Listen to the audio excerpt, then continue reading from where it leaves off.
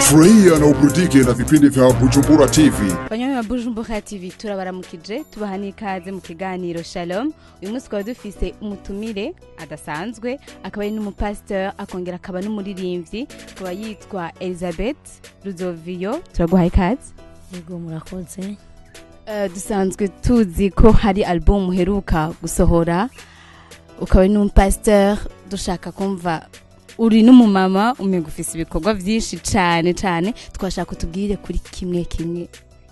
Okay, nitwa Pastor Elizabeth.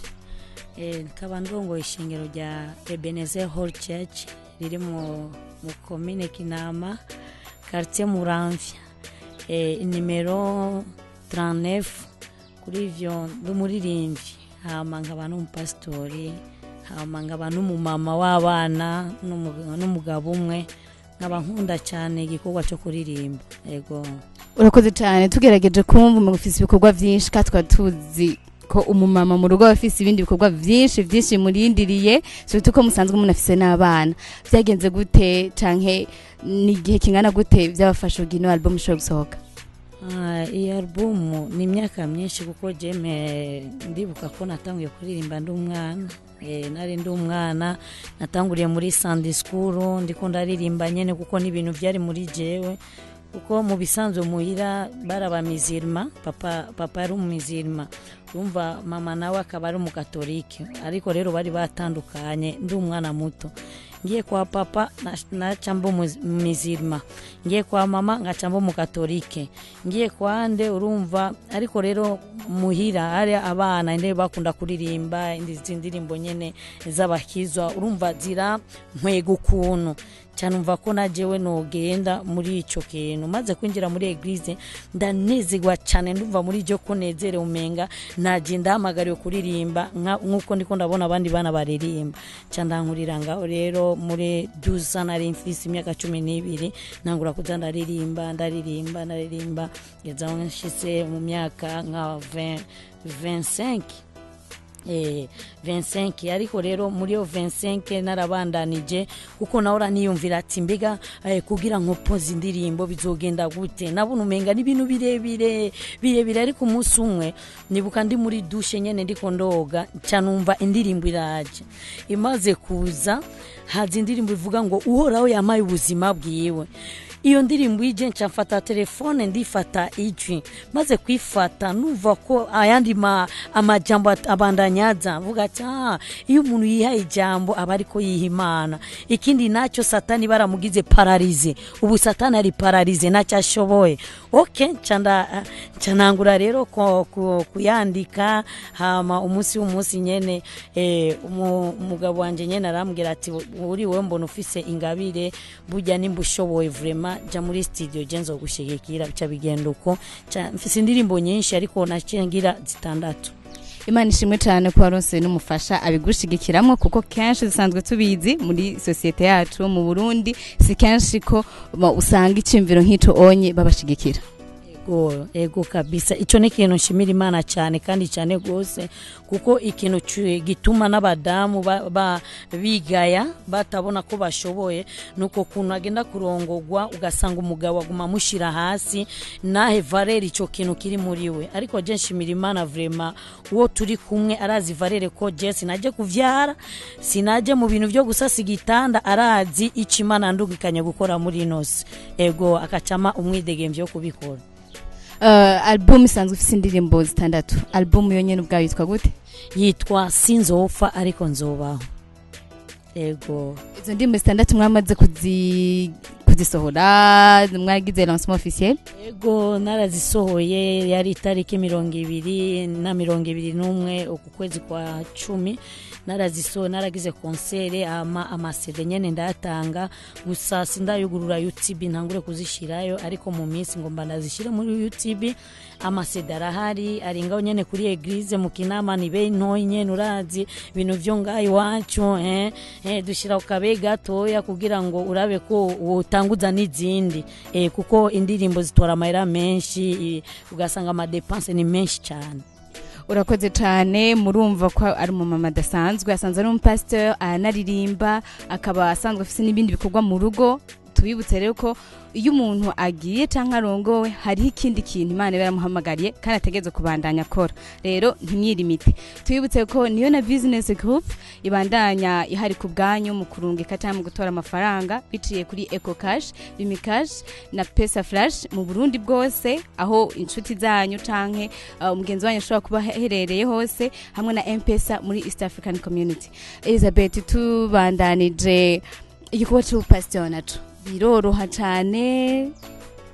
Ego ni igikorwa cy'ubupasiteri biroroha kuko ndavuga ubutumwa, bice muri ubwo butumwa niyo turonkane no guhishurwa kw'indirimbo.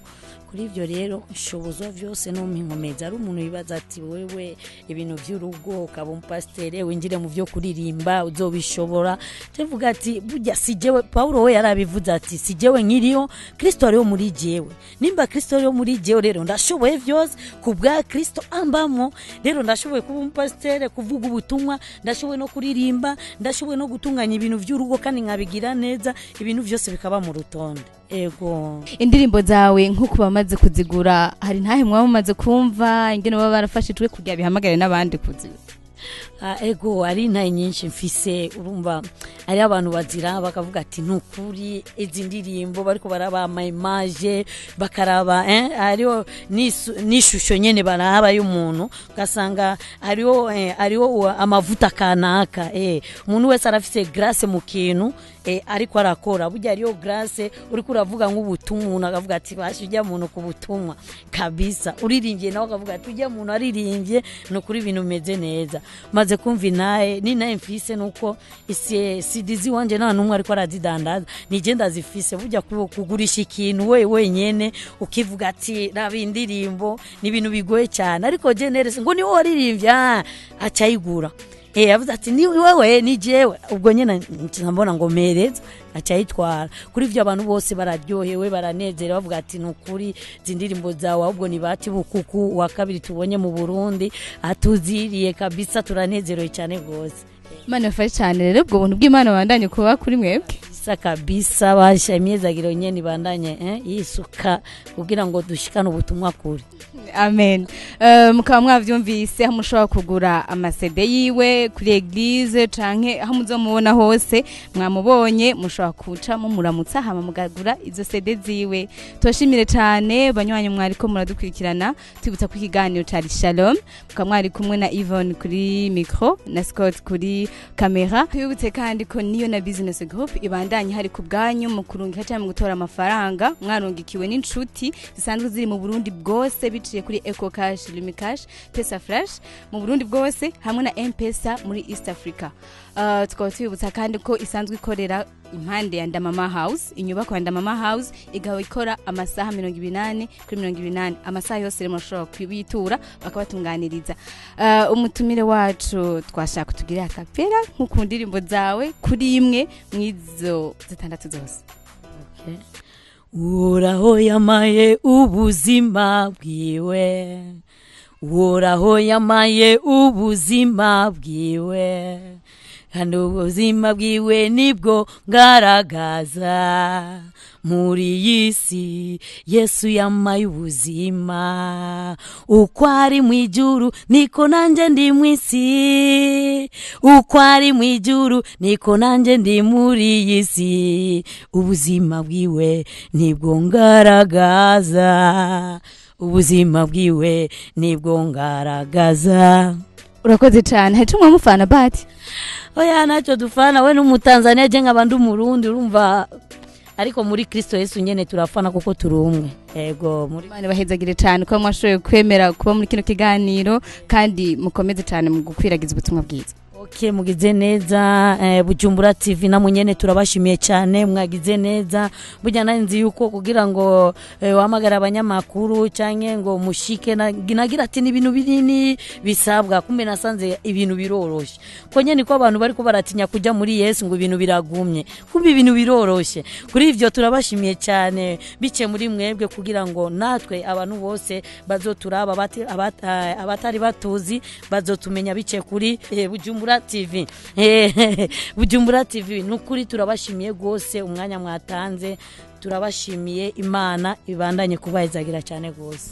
Murakoze cyane, mukaba namwe ndabashimiye cyane kuko mwabandaye mudukurikirana tubasabe kwiyabonesha kwiyandikisha mugiye mushobora kuguma mubandanya muronka ibiganiro bitandukanye bica kuri Bujumbura TV mukamuyisanga kuri YouTube.